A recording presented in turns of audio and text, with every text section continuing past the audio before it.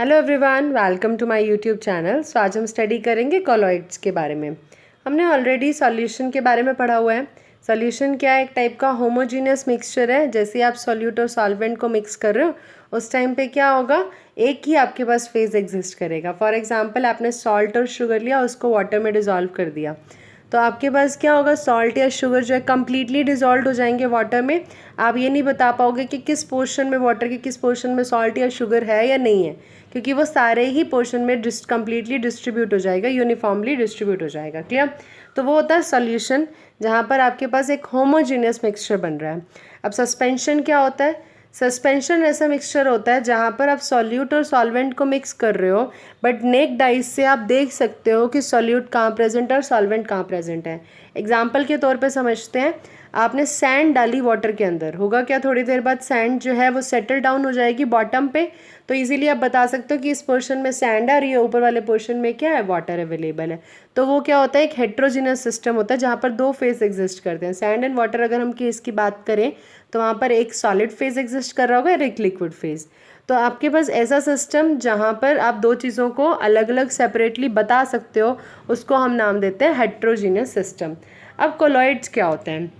Colloids भी एक type के हेट्रोजीनियस सिस्टम होते हैं, बट नेक डाइस से आप इसके पार्टिकल्स को नहीं बता सकते। फॉर एग्जांपल ब्लड है, ब्लड क्या है, एक आपके पास कोलॉइडल है। मिल्क है, एक कोलॉइडल है। आप मिल्क के अंदर क्या क्या चीज़ें हैं आप नेक डाइस से नहीं बता सकते हैं, बट एक्चुअली में ये क्या होते हैं, हेट्रोजीनियस सिस्टम होते हैं जो अपीयर ऐसे होते हैं कि ये होमोजीनियस है। क्लियर? तो सॉल्यूशन और सस्पेंशन के बीच में जो आपके पास एक टाइप आती है, सिस्टम आता है, that is known as colloidal system. So colloid होते क्या आपके पास, एक ऐसा हेट्रोजीनियस सिस्टम जहाँ पर एक सब्सटेंस जो है वो डिस्पर्स्ड होगा दूसरे सब्सटेंस में। जैसे हम सॉल्यूशन की बात करते हैं, सॉल्यूशन में क्या होता है, दो चीज़ें होती है, एक होता है सॉल्यूट और एक होता है सॉल्वेंट। जो स्मॉलर अमाउंट में प्रेजेंट होगा उसको हम नाम देते हैं सॉल्यूट, जो लार्जर क्वांटिटी में प्रेजेंट होता है उसको हम नाम देते हैं solvent. Same is the case with colloids.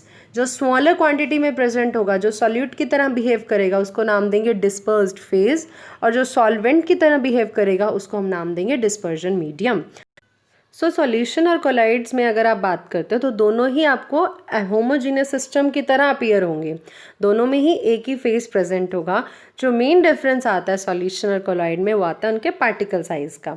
Solution में अगर आप बात करते हो जो कॉन्स्टिट्यूएंट पार्टिकल है, दैट मीन्स जिससे मिलकर सॉल्यूशन बना हुआ है, वो कांस्टेंट पार्टिकल या तो आयंस होंगे या स्मॉलर मॉलिक्यूल्स होंगे। जबकि कोलॉइड में जो डिस्पर्स्ड फेज है, डिस्पर्स्ड फेज मतलब कोलॉइड में अगर हम सॉल्यूट की बात करते हैं, ठीक है, अगर कोलॉइडल सिस्टम में आप सॉल्यूट को बोलते हो तो सॉल्यूट को बोला जाता है डिस्पर्स्ड फेज। सो कोलॉइड में डिस्पर्स्ड फेज में क्या होगा, एक सिंगल मैक्रो मॉलिक्यूल होगा। मैक्रो मीन्स बड़ा सारा और मॉलिक्यूल, ठीक है। तो कोलॉइड की अगर हम बात कर रहे हैं तो सॉल्यूट जो वहाँ पर होगा ना, वो एक सिंगल मैक्रो मॉलिक्यूल होगा, बड़ा सारा मॉलिक्यूल होगा। वो मॉलिक्यूल क्या हो सकता है, प्रोटीन भी हो सकता है, सिंथेटिक पॉलीमर्स भी हो सकते हैं, या तो वो सिंगल मैक्रो मॉलिक्यूल होगा, या दूसरी तरफ वो छोटे छोटे एटम्स, आयंस या मॉलिक्यूल्स को मिला के जो बड़ा मॉलिक्यूल बनता है वो होगा। क्लियर? सो जो कोलॉइडल पार्टिकल्स जो है ना, उसकी जो रेंज है वो सिंपल आपके सॉल्यूशन के पार्टिकल्स से ज़्यादा होती है और सस्पेंशन के पार्टिकल से कम होती है।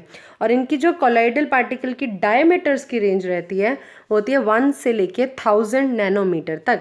अब 1 नैनोमीटर किसके बराबर होता है, 10⁻⁻⁹ मीटर के बराबर होता है। सो अगर हम इस रेंज की बात करें मीटर्स में तो ये रेंज होगी 10⁻⁹ से लेके 10⁻⁻�6 मीटर तक। दैट मीन्स कोई भी पार्टिकल अगर इस रेंज के बीच में आ रहा है तो वो पार्टिकल क्या होगा, कोलॉइडल पार्टिकल होगा। क्लियर? सो कोलॉइडल पार्टिकल्स का क्या है, बहुत ज़्यादा सरफेस एरिया होगा पर यूनिट मास अगर आप बात करते हो, क्यों, क्योंकि इनका साइज जो है वो बहुत ही छोटा है। आप मान लीजिए आपने एक क्यूब लिया जिसकी 1 सेंटीमीटर साइड है, तो इसका टोटल सरफेस एरिया क्या होगा, 6 × 1 which is your 6 centimetre square. अगर आप अब इस क्यूब को 10⁻12 इक्वल क्यूब्स में डिवाइड कर रहे हो तो जो क्यूब है वो किसके बराबर होगा, जो लार्जर कोलॉइडल पार्टिकल अगर आप लेते हैं तो उसके बराबर होगा। और इस टाइम पे जो इसका टोटल सरफेस एरिया होगा it comes out to be 60,000 centimetre square. In terms of अगर हम मीटर की बात करते हैं तो it comes out to be 6 metre square.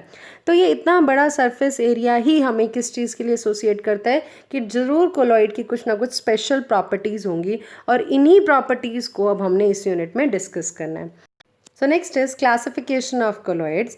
So colloids को हम क्लासीफाई करते हैं 3 बेसिस पे। First is Physical state of dispersed phase and dispersion medium. Dispersed phase, that is your solute in case of colloids, and dispersion medium, that is your solvent in case of colloids. तो dispersed phase या dispersion medium की जो physical state है वो कैसी है, that is solid है, liquid है या गैसेज है. Next is nature of interaction between dispersed phase and dispersion medium. That means जो डिस्पर्स्ड फेज और डिस्पर्जन मीडियम के बीच में अट्रैक्शन कैसी है, वो अट्रैक्टिव है, रिपल्सिव है, किस टाइप की इंटरेक्शन उसके बीच में एक्चुअली एग्जिस्ट करती है. इस बेसिस पे हम कोलॉइड्स को क्लासीफाई करते हैं. And third is type of the particle of dispersed phase. Dispersed phase के जो पार्टिकल है उसकी टाइप क्या है, उस बेसिस पे हम कोलॉइड्स को क्लासिफाई करते हैं. तो ये डिटेल जो है हम क्लासिफिकेशन नेक्स्ट लेक्चर में डिस्कस करेंगे. अगर आपको इस लेक्चर में कोई भी डाउट हो, do right in the comment section. If you like this video, click on the like button. If you find this video useful, then click on the subscribe button and share with your friends. Thank you so much for watching.